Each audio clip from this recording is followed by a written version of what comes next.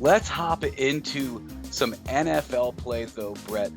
I don't know if you have any interest in Thursday night's game between the Panthers and the Texans. My personal opinion is save your money for Saturday and Sunday because Panthers Texans, I mean, it feels like Panthers could win that, but who knows? Maybe it's a trap game. I have no clue what's going to happen after the Texans lost their quarterback and now they're shuffling things up. Shuffling things up. All good, Higgins. We all have some trouble with words sometimes, me especially. But yeah, I think Thursday night will be an interesting game. I'm really interested to see if the Houston Texans will go 3-0 against the spread on the year, Higgins, because to me, that would be noteworthy. That would be extremely noteworthy. Carolina's 2-0 themselves against the spread this year, Higgins. So I think from a gambling perspective, this may teach us a little bit about one of these teams. Yes, that is a very good point. Both these teams being undefeated against the spread. Only one team's going to come out of it undefeated against the spread, though. Looking at Sunday, though, Brett, Cincinnati versus Pittsburgh, I find it to be an interesting game because I think this should be a bounce back game a little bit for Pittsburgh. They rode a high after week one, winning against Buffalo, got surprised in their home opener in week two against the Raiders, and I really expect them to come back. They're at home again. They get to stay home all weekend long, and they're going to, I think, bounce back. And this line's only at -3. That's a key number. I'm going to grab it before that hook jumps on because I think there's going to be a hook on it by Sunday. Fair enough, Higgins. Ben Roethlisberger, says he has a shoulder injury. We'll see what happens there. He's gonna play on Sunday. I don't expect him to miss the game or anything, but just something to keep our eye on. Deontay Johnson injured on the last play of the game last week, Higgins. So another Both listed as player. questionable. Yeah, so we're definitely keeping our eye on a few things before Sunday, which may benefit a few of our listeners, and they may still be able to get the three on Sunday morning because of this uncertainty. Yeah, if they're game time decisions, that line could stay at 3 until right up before kickoff. It's going to be an early game, though, 1 p.m. Eastern, 10 a.m. Pacific. So if you're on the West Coast like me, maybe look at that line on Saturday. Maybe because by Sunday, there's going to be a lot of action by the time you're waking up. Yeah, definitely. A game I am hopping on now because I think if one more bet is placed at the FanDuel Sportsbook, it's going to move because New England right now is -3 at +100, Higgins. So I got to get this bet in ASAP if I want that even money payout. And you're telling me I get Jameis Winston against the Bill Belichick coach defense, the same guy that made Darnold see ghost and made Zach Wilson look like I don't know, a D2 quarterback last week. So give me New England's defense against Jameis Winston on Sunday, Higgins. -3. I'd probably take this honestly all the way up to the 6.5. If that's what I was getting. I wouldn't be looking to buy points, Higgins. Like I think a lot people a lot smarter than me set these lines, but Jameis Winston has thrown for 156 passing yards and 111 passing yards.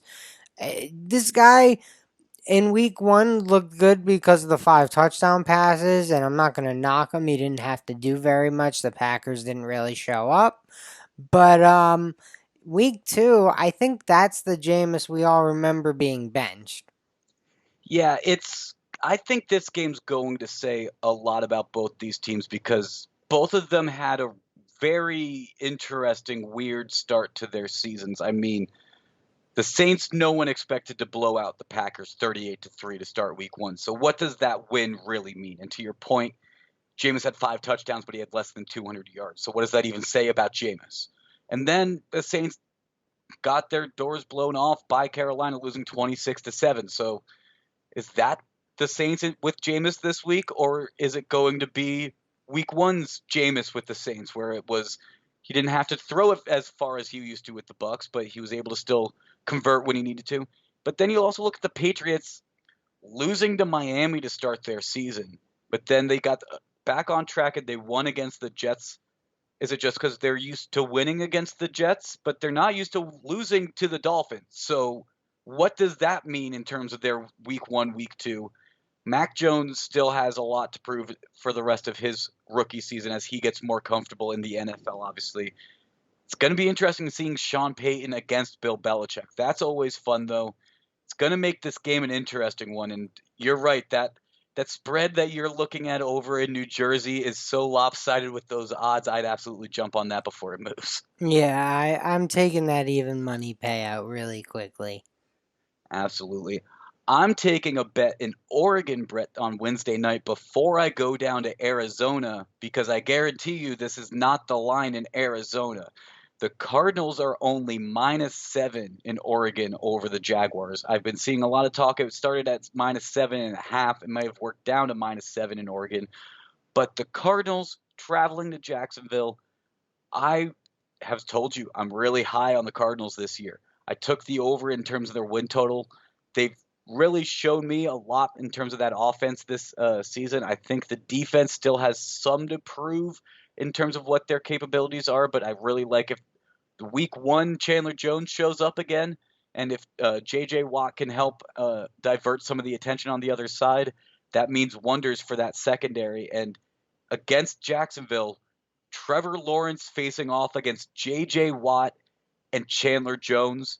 He's going to have to get through those reads quick. I don't know if he can get through them in time. So I don't know. Maybe the Cardinals can get up early, get a double-digit win. I think that the Cardinals could potentially win this game by 2 or more scores. So -7, I'm taking it, but I want to take it before a hook's added on, so it's still a single-score play.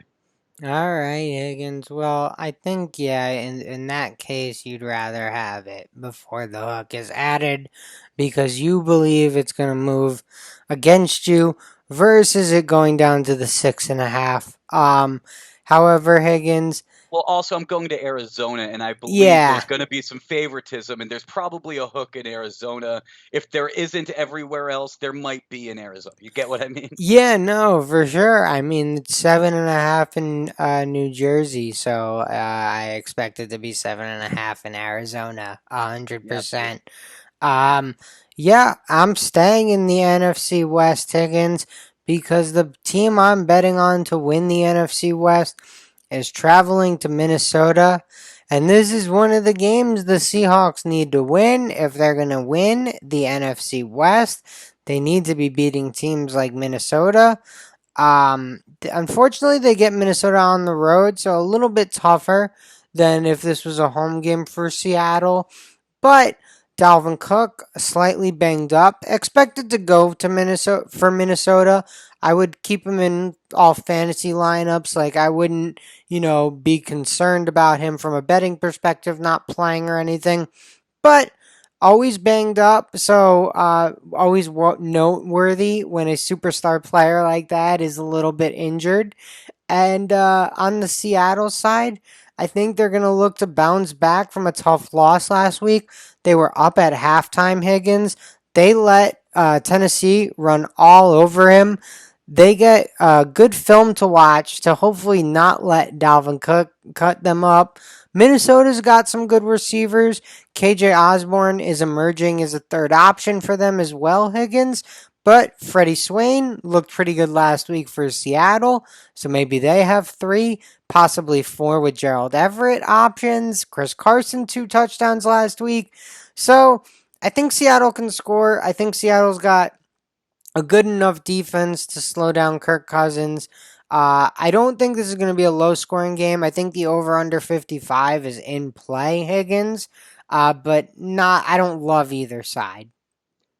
I think this should be a fantastic game, especially because both these teams are coming off some rather heartbreaking losses from last week. I mean, the Vikings missing that kick to lose by 1 point to the Cardinals, and then the Seattle Seahawks end up going to overtime with the Titans, lose in overtime, to Tennessee in their home opener. So both of these teams are going to be coming into this game a little bit mad, a little bit angry off of those losses, I think. And I expect this to be a very fun and intriguing game. But you're absolutely right that this is a game that the Seahawks need to win in that NFC West because, Brett, we've talked about it on a lot of these past episodes, but I think the NFC West is what everyone has actually expected it was going to be. We're only 2 weeks into the season, but it looks like it's going to be very competitive. It looks like it's got four fantastic teams, and I think all four have a legitimate shot at winning this division, depending on how things shake out, depending on who stays healthy, who gets injured, what have you. I think all four of these teams have enough pieces that by the end of week 17, they could all see their names at the very top of their division. It's going to be a fun race in that NFC West. Cardinals got to win against the Vikings, an out-of-division opponent. Seattle absolutely has to this week, I agree. Yeah, -1.5 on the road doesn't necessarily scare me. When you get to like -3, then you start getting scared against because now you got to cover by the full field goal. The 1.5, that number I'm still good with. Yeah,